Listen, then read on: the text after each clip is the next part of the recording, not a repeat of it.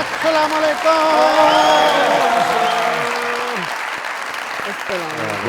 आज के प्यो पुत्र इकट्ठे ही आ गए। अस्सलाम वालेकुम sir. Welcome to the show sir.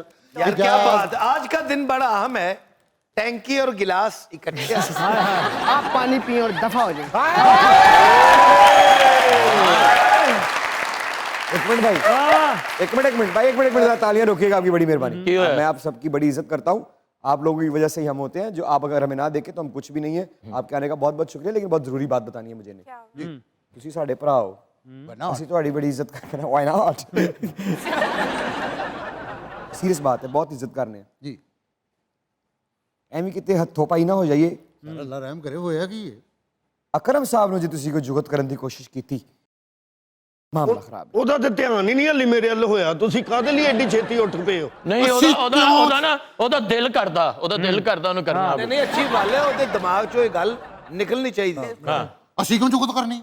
ਅਸੀਂ ਕਿਉਂ ਅਕਰਮ ਸਾਹਿਬ ਨੂੰ ਕਹਿਣਾ ਸਿਰ ਨਹੀਂ ਗਲੋਬ ਹੈ?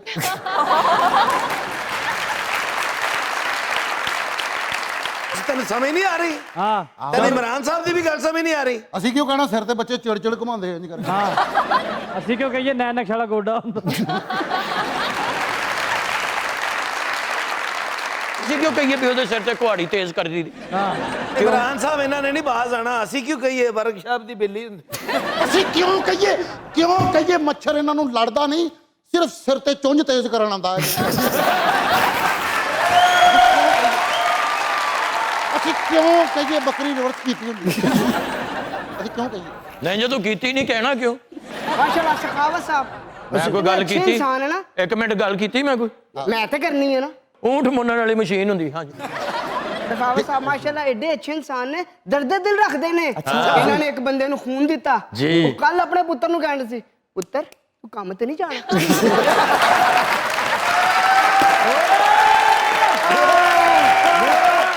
Sir big fan. ਓਏ ਉਹ ਧਿਆਨ ਨਾਲ ਉਲਟੀ ਨਾ ਕਰ ਦਈ। सर इतनी खूबसूरत फिटनेस, इतने अच्छे एक्टर, ਆਹਾ कहते हैं कि जवानी दोबारा नहीं आती। आपके पास आई, आपने तो जाने ही नहीं दी। इसीलिए जवानी फिर नहीं आनी, हाँ जी, ਆਹਾ पूरी है, सर। जाने नहीं देना है। सर मुझे लिखने का बड़ा शौक है, सच। लिखे लिखे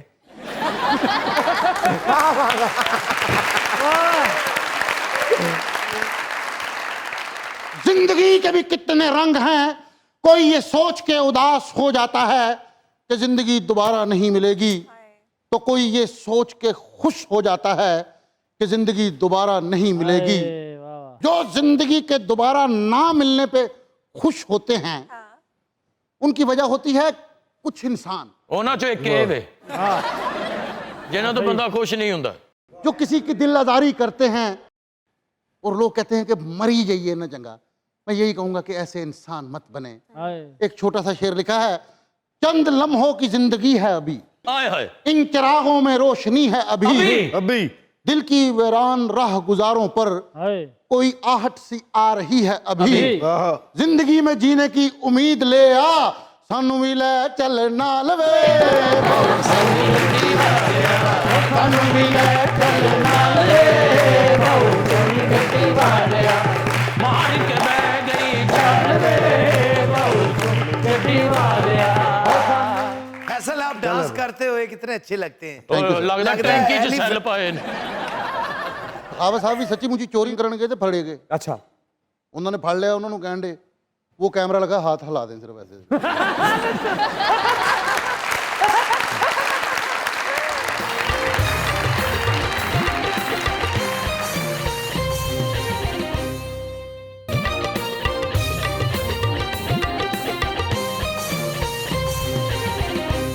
अच्छा भाईजान, आपको एक ड्रामा ऑफर होता है, अरूसा। सब पता है। आप मना कर देते हैं और वो drama super duper hit record तोड़ देता है। पहली बात तो ये मना क्यों किया, और जब मना किया तो उसके बाद कहीं ना कहीं आपको अपने फैसले से शिकवा रहा? अच्छा, वो मना मैंने नहीं किया था, मैं करना चाहता था, लेकिन मेरी वालदा जो हैं उनका ये था कि अभी पढ़ाई कर रहे हो तुम, और मेरे जो फादर हैं वो एक ज़माने में उन्होंने थोड़ी बहुत एक्टिंग की जब लाइव ड्रामा होता था। अच्छा। तलत हुसैन साहब के साथ और उनके साथ, तो वो कहती थी कि बहुत टाइम लगता है इसमें, बहुत टाइम वेस्ट होता है, तो ये तुम पहले पढ़ लो फिर अपने शौक़ करना। तो बजिया का ड्रामा था, तो बजिया ने बड़े प्यार से कॉल की थी, बड़े मान से की होगी कि यार ये लड़का आया नया। मैंने उनको जब समझाया, मैंने कहा मुझे तो मेरी वालदा इजाज़त नहीं दे रही। उन्होंने कहा बिल्कुल सही कर रही है बेटा, तुम पहले पढ़ लो, ड्रामे तो सारी ज़िंदगी है और हम आगे लिखेंगे। जब वो हिट हो गया तो उस वक्त ये समझ नहीं थी कि ड्रामा हिट हो गया तो क्या उसका रिज़ल्ट होगा, या ड्रामे में आ गए तो उसके बाद की लाइफ कैसी होगी, ये वो एक्सपीरियंस ही नहीं था। तो बस एक चीज़ थी, एक ऑफ़र हुई नहीं, पर आदमी यंग होता है, आदमी कहता अभी तो और चीज़ें बड़ी पड़ी हैं, आ जाएंगी। फिर आया कशकोल। रिग्रेट नहीं किया।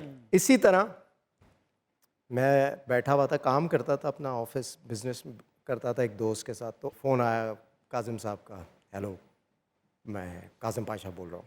वो मैंने कहा काजिम पाशा, नाम उस वक्त दो चार ही बड़े बड़े थे। मैंने कहा जी सर। कहने लगे भाई एक ड्रामा है, तुम आ जाओ और उसके लिए तुम्हें मैं कास्ट करना चाह रहा हूँ। खैर मैं चला गया उनके पास, मैंने कहा जी काजिम साहब। कहने लगे ये स्क्रिप्ट है और ये तुम पढ़ो, ये लाइफ चेंजिंग कैरेक्टर है। मैंने कहा ठीक है सर, दें मैं ज़रा जाके पढ़ता हूँ। शबीर भाई भी बैठे हुए, तो वो मैं लेके चला गया। मैं लेके गया घर, जाके मैंने वो स्क्रिप्ट रखे इतने सारे। फिर अम्मी ने कहा फिर ले आए तुम? मैंने कहा एक तो करने दें, मेरा शौक़ है। कहने कि नहीं पहले तुम पढ़ाई कर लो। पढ़ाई मेरी ऑलमोस्ट उस वक्त ख़त्म होने लगी। मैंने कहा वो मैं कर लूँगा, बस वो आप मुझे जो है ये इजाज़त एक ड्रामा करने दें। नहीं मान रही थी, तो मैंने काजिम साहब को फ़ोन किया। मैंने कहा काजिम साहब वो मैं आना चाह रहा हूँ, आपसे मिलना चाह रहा हूँ। मैं गया, मैंने काजिम साहब से कहा ये रहा स्क्रिप्ट, सर मैं नहीं कर सकता, मुझे घर से इजाज़त। यकीन करो कि वो कुर्सी से कोई 2 फुट उछल गए। आंखों में उनकी आंसू और गुस्से से मुंह लाल करने लगे। पागल है ये लड़का, इसको पता नहीं, मुंह से फूके निकाल रहे हैं और गुस्सा। मैंने कहा क्या हो गया है इस आदमी को, बाल नोच रहे हैं अपने। कह रहे तुम्हें पता है तुम कर क्या रहे हो, तुम कर क्या रहे हो। काजिम साहब का पता है ना किस तरह वो नहीं हमें एकदम पता है, जज्बाती, ये नहीं पता था हमें। उनकी आंखों में एक मतलब लाल सुर्ख और शोले। बिल्कुल ऐसा हूँ। कहने लगे निकल जाओ यहाँ से। गुस्सा हो गए, पागल हो गए ना, बिल्कुल बिल्कुल ऐसा ब्लड प्रेशर हाई उनका। मैं चला गया।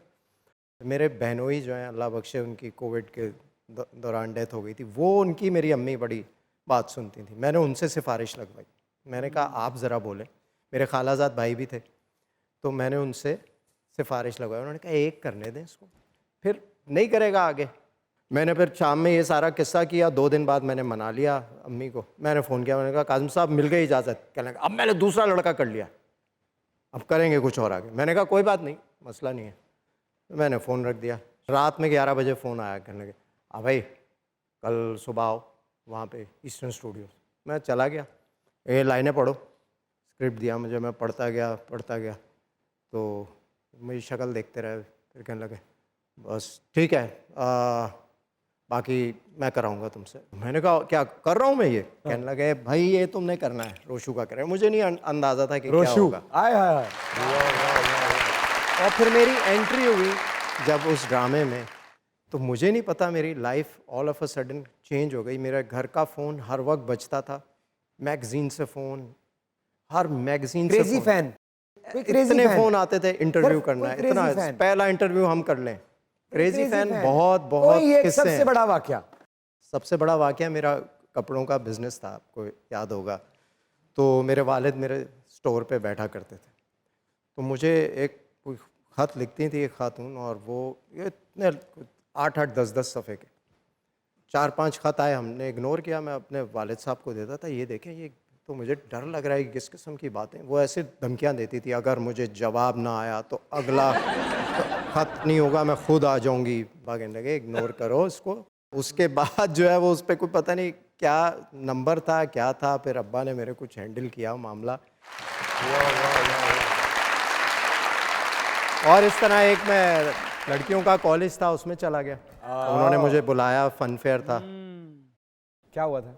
जब गए तो लड़कियों ने जिस तरह से मुझे बुली किया, फिर वो प्रिंसिपल क्या किया? चिकने लड़कियों के मुंह से ये आवाजें नहीं सुनी थी, अरे मेरी जान जाने नहीं देंगे, इस तरह की धुली हो रही थी। तो अच्छा तो फिर मुझे ये बताएं, सिर्फ आवाजें कसी गई या शर्ट शूट भी पकड़ी किसी ने? नहीं नहीं, वो बस वो टीचर्स ने वो बहुत सारे फिर उन लोगों ने रेस्क्यू किया, फिर मुझे ले गए। यानी कि रेस्क्यू हुए आप? हाँ रेस्क्यू अरे करके फिर